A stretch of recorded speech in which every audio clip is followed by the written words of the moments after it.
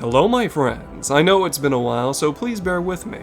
I got back from Las Vegas, attending this year's Final Fantasy XIV Fan Festival, which will be a video all on its own, trust me. But I will admit, as soon as the convention was over, I was hit by a truck by some kind of illness. I still don't know what. It laid me out for a couple days, and yesterday I spent most of the time making sure recording and everything was prepared. But, as you can see, I am feeling much better now and prepared to tackle everything that I've not had the chance to yet. That being said, those amongst you who decided to attend this year's Las Vegas Final Fantasy XIV Fan Festival sick, I will find out who you are. Do not underestimate my capacity for research. But beyond that, we have a lot to look forward to in the next couple fan festivals, don't we? And why not start my triumphant return to content after my trip than by analyzing the lore implications of the Dawntrail trailer? So, gather around my friends, as we observe the scenes, as brief as they are, and I will divulge as much as I can to you. So, let us begin.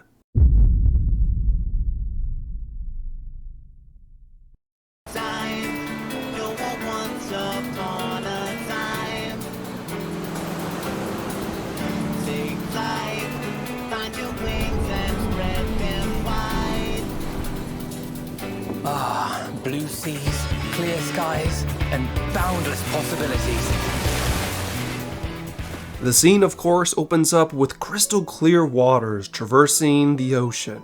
A ship is heading westward to the New World, with the Warrior of Light standing upon its front and a familiar Gleaner at their side. However, I will admit, I'm surprised that we're being escorted to the New World by a Sharlayan charter.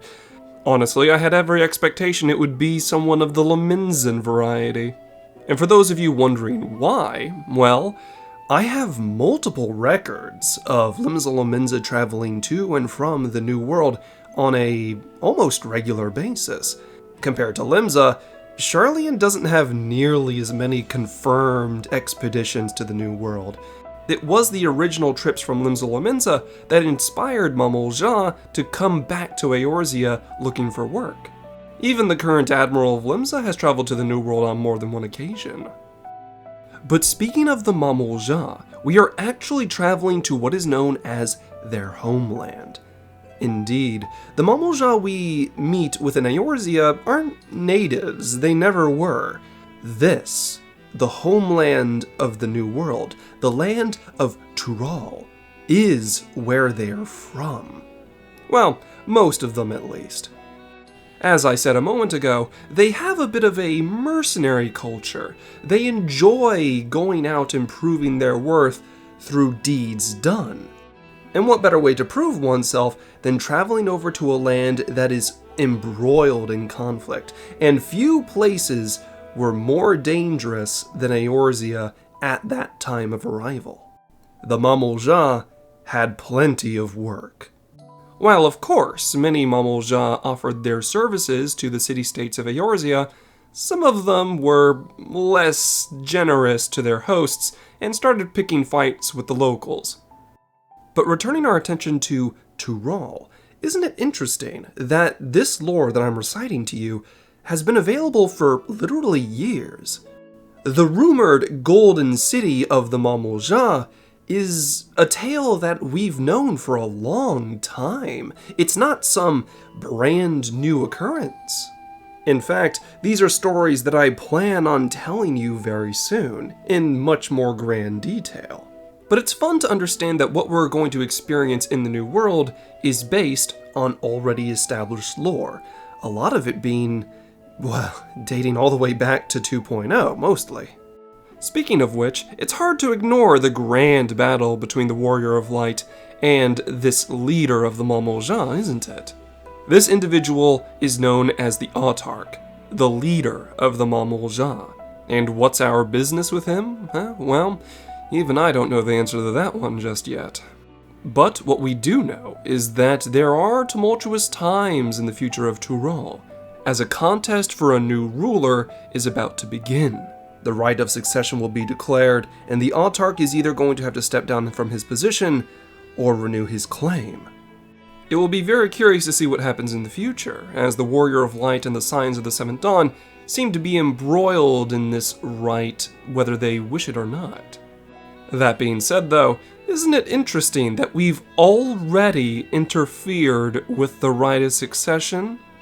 Indeed, this would not be the first time that we've meddled in the affairs of the autark throne. Some of you who have sat in on my lessons may know what I'm talking about, while others may be a bit stumped. So allow me to direct your attention to the Wanderer's Palace hard mode.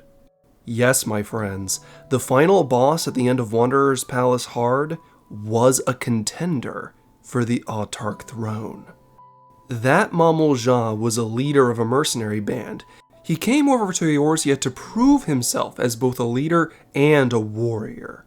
That way he would be able to return to the New World and claim that it was within his right to ascend the throne. But, as you all know, he messed with the wrong tomberries, and he won't be claiming anything soon. However, I do not expect any bad blood with the Mamoljah of the New World because of this, mostly because it's within their culture.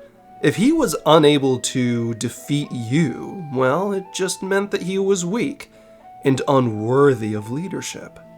Too stupid to know when to back down and not strong enough to overcome the hurdles in front of him. That's not a leader the Mamoljah are interested in. However, if there is bad blood, well, all the more reason to prove to them why you beat them in the first place, isn't it? That being said, does anyone else get red magey vibes when looking at the sword the Warrior of Light is holding in the fight? I'm not getting my hopes up, but maybe this is the first expansion with a mage as the poster boy, who knows?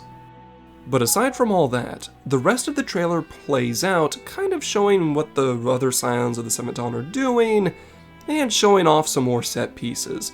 Honestly, the rest of the cutscenes after the fight with the autark don't hold tons of major lore value, not yet at least.